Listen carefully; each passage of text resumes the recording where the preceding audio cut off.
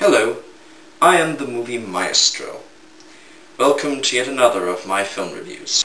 One thing that is fascinating about American culture, particularly during the 50s, is how much the film industry took advantage of how paranoid that America was. And this also transitioned far into the 60s, resulting in several rather iconic films that exploited that sense of paranoia regarding the media and the activities going on regarding the communists. Well, that is the subject of this particular film from 1962, The Manchurian Candidate.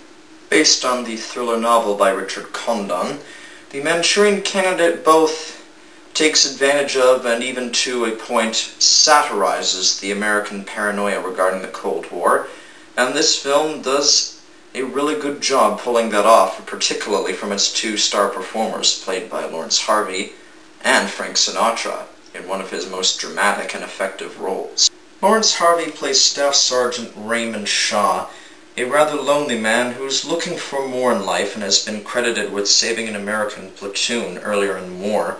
However, he is constantly manipulated by his evil, overbearing mother, played by Angela Lansbury, in a particularly brilliant performance on her part. The other main character is Captain Bennet Marco, played by Frank Sinatra, and he gets a dream that shows Raymond Shaw being hypnotized by communist activity along with several other soldiers and being convinced to commit murder under this influence. Eventually, he figures out that it's not a dream but a sign that Raymond Shaw has in fact been hypnotized by his mother on numerous occasions to commit murder to help promote his mother to President of America so that she can impose communist ideologies in the country. Rather ludicrous plan it may be. The plot motivation is Captain Bennet Marco trying to stop the activity and make things better for the good of his country, even though he himself is a rather mentally unstable person.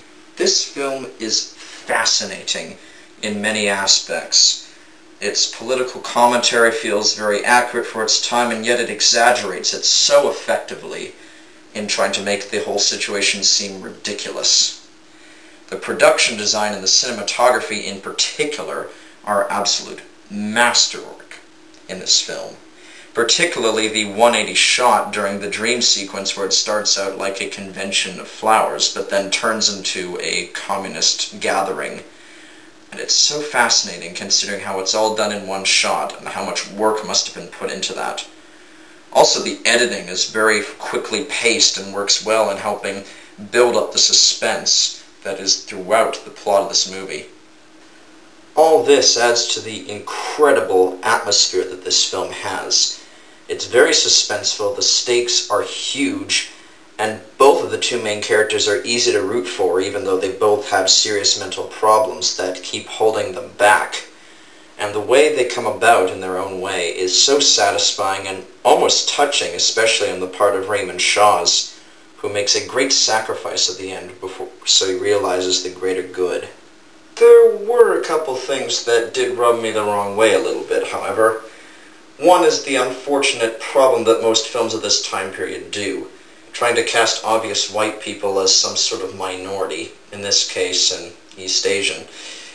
However, it's not terrible or anything, but it does distract in my own personal opinion. Also, there are so many fascinating characters, but unfortunately the film, for how long it is, doesn't have a lot of time to analyze them satisfyingly. Now, the first two main characters are fascinating in how interesting they are and how mentally unstable they are, and you can't help but wonder which one's the more heroic character. And the antagonist, played by Angela Lansbury, is excellent too, in one of her best performances. Janet Leigh as the love interest is probably just downright strange. It's almost like the writers knew that she was obligatory, but completely threw it in the other direction by making the dialogue just downright bizarre, almost as if she was a hypnotist. But apart from that, there's really no character that stands out particular that gets the amount of analysis that at least they feel like they deserve. Also, there are a couple pacing issues, but it's not such a gigantic flaw in the film, at least in my opinion. On the whole, however, The Manchurian Candidate is a very interesting film and definitely deserves to be looked at as much as possible. For For anybody interested in looking at how ridiculous the whole paranoia of America going on at the time was, then this is definitely worth checking out. Pretty much everything works, in spite of a couple pacing issues and a few characters that could have used more analysis. It's great. The main characters and the villain are fascinating and well thought out. The editing is well done, the cinematography is great, the production design is great, the writing, so well done. This is definitely a very exemplary film. So, in my opinion, even though I don't think it's one of the greatest films ever made and isn't one of my absolute favorites, I definitely say that this is one that should be looked at a lot more often than it currently is, I'm sure. On the worth meter, I'd give it a worth renting, and out of 5, I'd give this a 4 out of 5. Thank you for your time.